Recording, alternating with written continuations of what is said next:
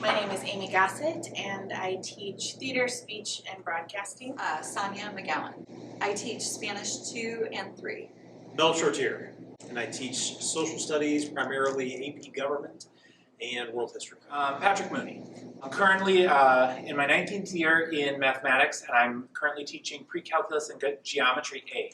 My name is Diana Uffman. I teach English 3 in person, English 1 in person, and then I teach English 1 virtual.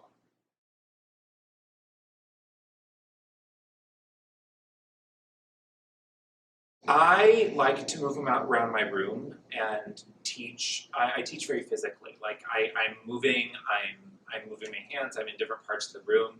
And when I was teaching VIP, even if I had one student on my screen, I felt confined. Like I felt like I couldn't leave my desk to do my normal thing. Because as soon as I got up from that camera, I lost that 1, 2, 3 students because they couldn't see me or hear me or be able to participate in class.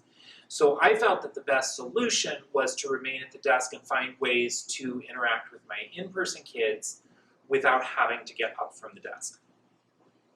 My saving grace, we got these tablets where I could actually write on the smartboard without having to leave my desk, and I use it still now that I can move around the room, so I'm not just standing in front of a room constantly. But that was a huge saving grace, because then I could access things on my board and still be able to teach the class without having to leave that one little location.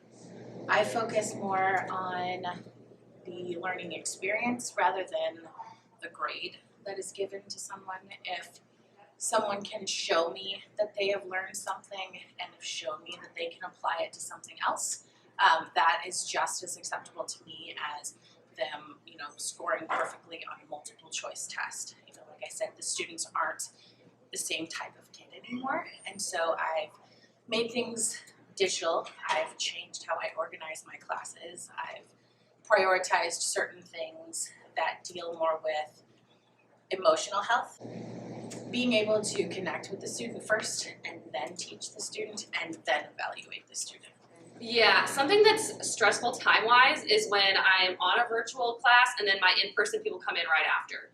Or like vice versa, like I'm trying to set up my virtual. So like some of my virtual kids need to ask questions and they hang around because all they have to do is switch to the next class. And I have people in person asking in the bathroom or handing me papers, but I still have my Zoom kids that are online. That's something like overwhelming to me because all of a sudden I really have like 40 kids all feeding off of me for those 5 minutes, and those are supposed to be my 5 minutes to like decompress, change subjects, like get my mind going. And instead I feel like I have like 40 people being like, like all different directions. So that's something that's hard. And then just lesson planning. My lessons are totally different. In the beginning I was like, oh cool, I only have 2 preps because I have an English 1 and a virtual English 1, and they'll be the same. They're not the same. And I've learned that very quickly, that when I'm teaching them, the virtual class is so much slower than my in-person class. I think it's like, okay, did we get it? Let me send out a poll. Like, do we all understand? Or I do like a Padlet or a Pear Deck to check our understanding, but I still have to submit it out. I can't just have kids like holding up things or doing things or going to this side of the room or that side of the room. So I think the pacing, and I know I mentioned that before, the pacing is hard. It's the hardest part for sure. Community building is not the same on Zoom. No matter how many breakout rooms I do or get to know you activities, it's still not the same. I still pop into breakout rooms where I give them a simple fun topic, and you walk into the breakout, or you log into the breakout room and you're like, oh, we're all sitting here silently. Like, I think it's just harder, but like in class, if I do a breakout thing and I put people in groups, I can't get them to stop talking. So I think that's what's definitely different. It's harder to get to know my classes too. Really, it's not too bad, to tell you the truth, because I feel like having already done so many virtual classes last year, like my whole 4th quarter was virtual. Obviously, we all started last year virtual. I feel like I have a pretty good handle on how to do those classes. And so it seems to be pretty seamless going from having a bunch of students in the classroom to all of a sudden going to a computer screen and then back again. So it doesn't feel like a big transition, but it's still a little odd. Last year I taught probably 4 over the course of the 2nd semester especially.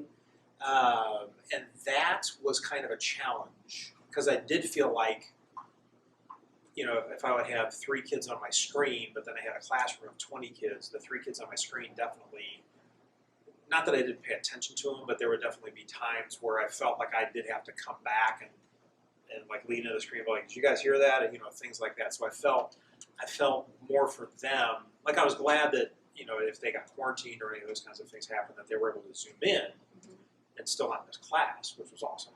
But I do feel like because you were teaching the kids in class and they were physically there, it was harder to keep the kids online as engaged, or they would maybe miss a comment that somebody would make on the side of the room, behind the computer, that kind of stuff. So I really like virtual, so I know that there are challenges.